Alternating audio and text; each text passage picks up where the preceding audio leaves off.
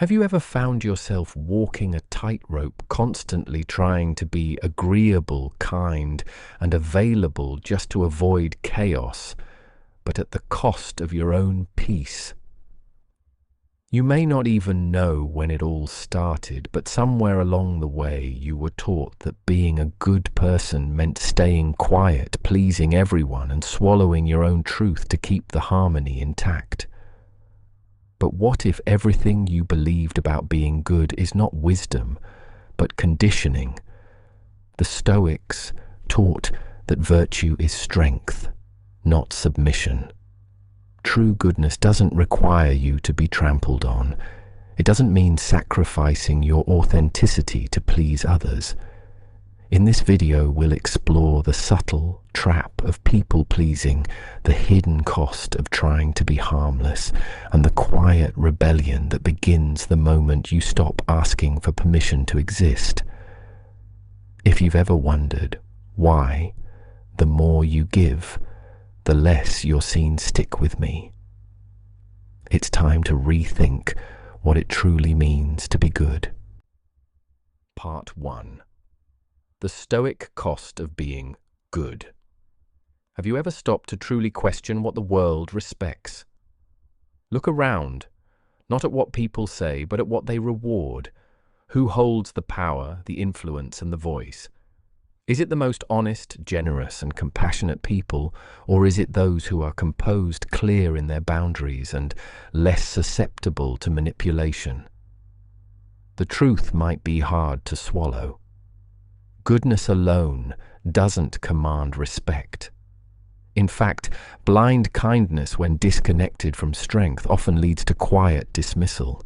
You can spend years being loyal, helpful, and always available, but the moment your presence no longer serves someone else's interests, you're not only overlooked, you're erased. No protest, no apology, just replaced. The Stoics understood this long before it became a painful reality for many of us. Marcus Aurelius, both an emperor and philosopher, lived with compassion in his heart and discipline in his hand. He never confused virtue with submission. He knew that virtue without discernment becomes a weight that others can exploit. Seneca warned us of this too. He cautioned that you must never lose yourself in the service of others, because that's not humility, it's self-betrayal. When you constantly try to be good, agreeable, and avoid friction, always saying yes, you're unknowingly telling the world, you can ignore me. I pose no consequence. But where there is no consequence, there is no respect. You are not seen as a person, but as a convenience. You're not a presence, but a resource. So why is it that those who set boundaries are more respected than those who never say no? Why do those who speak plainly command more space than those who seek constant approval? It's because they don't hand over their dignity for acceptance. They don't beg to be seen. Instead, they choose to be visible through clarity, principle, and presence. The Stoic way is not about being feared, but about being immovable in your values. That's where true respect starts, not in loudness or aggression, but in the quiet certainty that you cannot be swayed by flattery, nor destroyed by rejection. Machiavelli once wrote that if a leader must choose between being loved or feared, he should choose fear. But what the Stoics would offer is this: choose respect born from inner firmness. Choose to be someone who acts when needed, who carries a subtle consequence, not out of threat, but out of integrity. That kind of presence doesn't need to shout. It simply refuses to be ignored. So ask yourself, what is it within you that keeps reaching for external approval? What longing makes you soften your voice, suppress your truth, and betray your own peace? What we often call kindness is actually an attempt to avoid discomfort, to flee conflict, and to be accepted at any cost. But the Stoics would argue that peace earned through self-erasure is no peace at all. True goodness, according to Stoic philosophy, doesn't need to please others. It needs to please yourself with unwavering confidence and authenticity. Earlier, we touched on how the need for external approval can distort your true self, and how this stems from societal conditioning, not from your nature. Now let's delve deeper into the origins of this compulsive need to please, and how reclaiming your self-respect can begin by standing still, saying less, and letting silence do the work. Part 2. The Stoic origin of pleasing others. No one is born desperate for approval. That constant urge to please, to be agreeable, to be seen as good, this was not your innate nature. It was your training. From the earliest days of your life, the world began shaping you not through wisdom but through correction. You were taught that to be accepted, you had to conform. Don't do that. It's not nice. Be polite. Don't speak like that. You'll upset them. Over time, these corrections became internalized lessons. To be loved, you were taught, you must not disturb others. And so you began to hide your sharp edges. You tucked away your voice, exchanged your honesty for harmony. And each time you did a part of your will, your proheresis, as the Stoics called it, was handed over. What started as a strategy for survival slowly became a habit of self-erasure. Today you might call this empathy, humility, or kindness, but if you look closer, you'll see the truth. When you say yes, even when your soul says no, when you hold in your frustration until it poisons your silence, what virtue is that the Stoics would call it weak assent, a collapse of your inner clarity. It's not kindness when it costs you your truth. It's not virtue when it demands obedience to fear. Take the story of Elias, a man known for his gentleness. At work, he always stepped in to help. At home, he never raised his voice. His friends admired his calm and patience. But inside, Elias was exhausted. He had agreed to things he didn't believe in. He had ignored disrespect to keep the peace. One evening, after being passed over for a promotion again, he didn't even feel anger. He felt nothing. That's when he realized he hadn't just silenced his pain, he had silenced himself. This is what happens when you confuse acceptance with worth. You begin to believe that being agreeable will keep you safe, but safety built on silence is a cage. Seneca warned us, he who always agrees with the crowd, even in good times, is already preparing his downfall. The fear of being disliked is not Stoic humility. It is slavery to perception.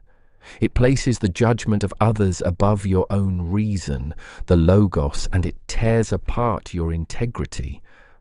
Ask yourself this: why does saying no make you feel guilty? Why does expressing disapproval feel like a betrayal? Why do you equate self-respect with selfishness? The Stoics would say it's because you've lost your center. You've confused virtue with performance, and this performance is exhausting because it has no end. Today they like you, tomorrow they don't. All the while your true self withers in the shadows. This mask of goodness, polished, agreeable, silent, was never yours to wear. It was stitched from fear, fear of rejection, fear of exclusion, fear of not being enough. But fear is not a Stoic teacher. It distorts perception, leads to false choices, and robs you of ataraxia, the inner peace, born of living in alignment with your own reasoned choice. True virtue doesn't bend for approval. It stands firm. Marcus Aurelius never asked to be loved. He asked to be just. Epictetus didn't seek approval. He sought integrity. Earlier, we explored the idea of how the pursuit of external approval can strip away your authenticity and lead to self-erasure. Now let's dive deeper into the Stoic wisdom on how you can reclaim your true self and stop begging others to understand you by first understanding yourself. Part 3. The Stoic strength behind the illusion of goodness. If you're still walking through life believing that your moral integrity will automatically be recognized and rewarded, pause. The Stoics never promised that the world would honor your virtue. Instead, they taught that the wise must carry both virtue and vigilance, because the world often admires appearance over essence. Marcus Aurelius, the philosopher-emperor who ruled with both compassion and strength, wrote, "Waste no more time arguing what a good man should be one." But he never said that being good would protect you. In fact, he knew well that those who appear weak, even if just, are often treated as weak. You may act with fairness, you may live with honesty, but if your presence doesn't carry weight, if you're easy to ignore, you will be ignored. Epictetus sharpened the point further.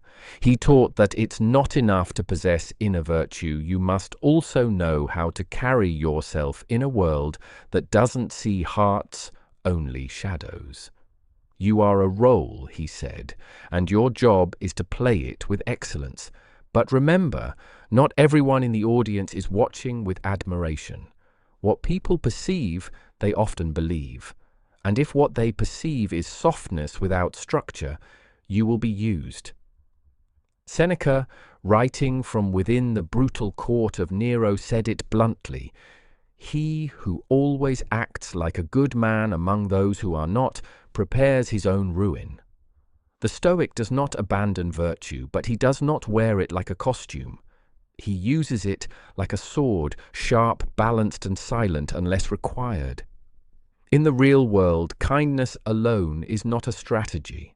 That's why Marcus warned that the best revenge is to be unlike him who did the injury. Not because you retreat, but because you rise. Your strength lies not in retaliation, but in commanding presence and boundaries. A true Stoic must be as perceptive as a philosopher and as composed as a warrior. The Stoics never promoted naivety. Marcus Aurelius ruled an empire plagued with betrayal and war. Epictetus was once a slave who endured cruelty with unshakable poise. Seneca navigated one of the most treacherous political courts in history. Not one of them mistook morality for weakness. They understood that, in a world full of schemers, you must be prepared, not paranoid, but precise. Seneca once said, "You must live among the wicked, but live like yourself." This is the middle path. It does not ask you to become cold. It demands that you become clear, that you stop expecting life to reward you simply for your goodness, and instead begin to live as someone who understands the nature of others, but refuses to betray his own. This is not cruelty, it's wisdom. To walk the Stoic path is not to avoid being harmed. It is to become someone who cannot be manipulated by the fear of harm, someone who can see through flattery, silence manipulation with presence, and respond to injustice, not with weakness, but with measured power. So, no, you don't have to become ruthless, but you do have to stop being blind. And now you might be wondering, how do I walk that line? How do I avoid? Earlier we explored how the need for approval and submission can lead to a loss of self, and now we'll confront a critical truth. How can you remain virtuous and strong without becoming bitter or hardened? There is a middle path between submission and aggression, and it starts the moment you stop apologizing for having a spine. Part 4. The Stoic line between virtue and voluntary slavery. There is a fatal confusion that silently ruins many lives. The belief that to be good one must be agreeable to everything. That true virtue is measured by how much injustice you can silently swallow, how many times you forgive without reflection, and how easily you erase yourself to keep the peace. But let's be clear, that is not kindness. It's naivety. It's weakness cloaked in the language of virtue. And if you don't learn to recognize the difference, you will remain the world's emotional servant, useful, agreeable, and disposable. True Stoic kindness does not demand your disappearance. It demands clarity. It requires prohairesis, your rational faculty that governs choice. To be good does not mean you must be a smiling shadow, always nodding, always self-sacrificing for people who would never lift a hand for you in return. That is not virtue. That is self-betrayal, a dangerous abandonment of your own reason and dignity. Seneca once warned, "No man is more unhappy than he who never faces adversity, for he is not permitted to prove himself." And what is constant self-erasure, if not a life lived, avoiding friction, never drawing lines, never allowing your values to meet resistance? Take the example of Maria, a teacher known for her warmth. She stayed after hours, answered emails at midnight, and covered for absent colleagues. She was the good one. But over time, her silence became expectation. When she finally refused a last-minute request, she was met not with gratitude but with disappointment, not because she had changed, but because she had trained others to see her goodness as unlimited compliance. Her integrity was mistaken for availability, her virtue for servitude. That's the tragedy of naive goodness. It lives expecting the world to reflect its own heart. It assumes fairness will be returned, kindness will be matched, and sacrifice will be seen. But what happens instead? Disillusionment, quiet bitterness, resentment you never voice, because naive goodness projects nobility onto others who haven't earned it. It's the internal war between what you give and what is never reciprocated. The Stoics teach us a sharper way. Marcus Aurelius reminded himself daily that people would lie, cheat, disappoint, but he must remain true to his nature. Yet nowhere did he say he must endure abuse.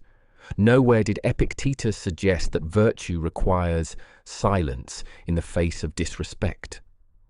On the contrary, he said, you must stop attaching value to what lies outside your control, people's approval, their praise, their opinion of your goodness. All of that is beyond your command. True Stoic kindness is firm. It sets boundaries. It says no. It walks away. It understands that not everyone deserves your best, and that giving your best to those who deplete you is not generosity.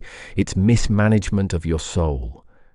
Yes, you can be just compassionate and deeply rooted in principle, and still be respected, still be feared, still be someone others look up to.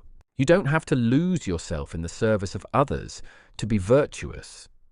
You simply have to stand firm in your own integrity, and that is the most powerful way to earn the respect you deserve. Earlier, we discussed how kindness, when misguided, can lead to self-betrayal, but now we're going to explore how to walk the fine line between maintaining virtue and reclaiming your strength. Part 5. The Stoic Path to Inner Strength.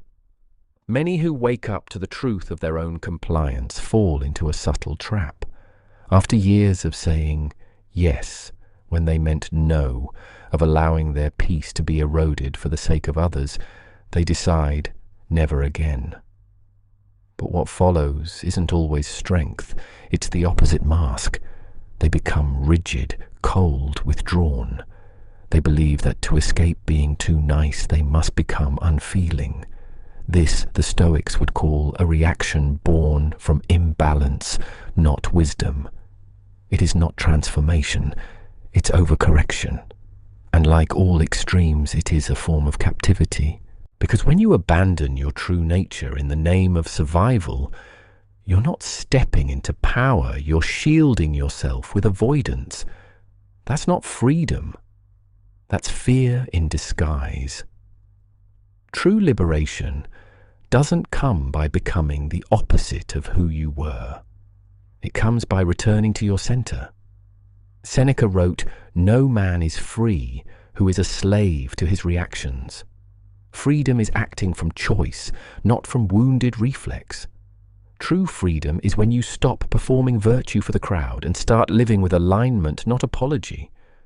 So how do you stop being nice without betraying your essence? The answer begins by reclaiming your voice. First, reclaim your voice. You may have been taught that speaking up, setting limits, or disagreeing makes you selfish. But selfishness is not asserting yourself. Selfishness is demanding that someone else stay small to keep you comfortable. The Stoic understands that speaking truth without cruelty is not arrogance, it is dignity. When you say, "I do not accept this," you are not causing harm. You are honoring your reasoned judgment, your prohairesis, which is the heart of Stoic strength. Second, learn the art of refusal. No is not a wall. It is a declaration of value. It doesn't need to be shouted, nor does it need to be justified. When you say no, you are simply acknowledging that your time, your energy, and your space are valuable. Saying no is not an attack. It's a respectful acknowledgement of your own needs and boundaries. The Stoics didn't fear conflict. They understood that conflict is not the enemy, lack of clarity is.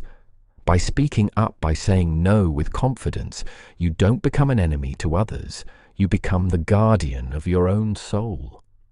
The Stoic path to strength is not about abandoning your kindness or compassion.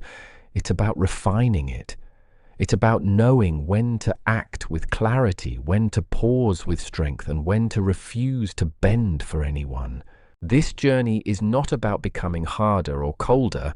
It's about becoming clearer. It's about showing up fully as yourself, not shrinking, not apologizing, and not betraying your integrity for anyone. And this is where true power begins. Earlier, we discussed how reclaiming your boundaries and embracing your inner strength is the key to living authentically. Now let's explore how you can walk this path. Stand tall and stop apologizing for your presence. Part 6. The Stoic decision to reclaim yourself. Let's stop pretending for a moment. How long will you keep wearing the mask of the good one, the soft-spoken, ever-available, endlessly agreeable person? How long will you continue trading your time, your voice, your dignity, just to uphold an image that was never truly yours, but one the world conveniently expects from you? This is not virtue. It is not nobility. It is captivity, a silent imprisonment decorated with polite praise for being predictable, for not being a threat, for being easy to ignore. But here's the truth. No one dares to say, no one is coming to free you. No one will suddenly reward your silence. No one will hand you back the years you gave away trying to please. Because as long as you make yourself useful to others at the expense of your own well-being, someone will always be ready to use you. That's not cruelty, that's the nature of the world. And as the Stoics remind us, nature does not adjust to your good intentions. It responds to your actions.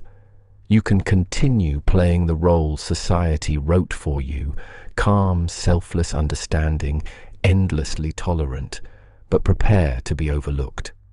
Prepare to feel resentment quietly erode your days, to vanish inside the very kindness you thought would protect you. Or you can wake up.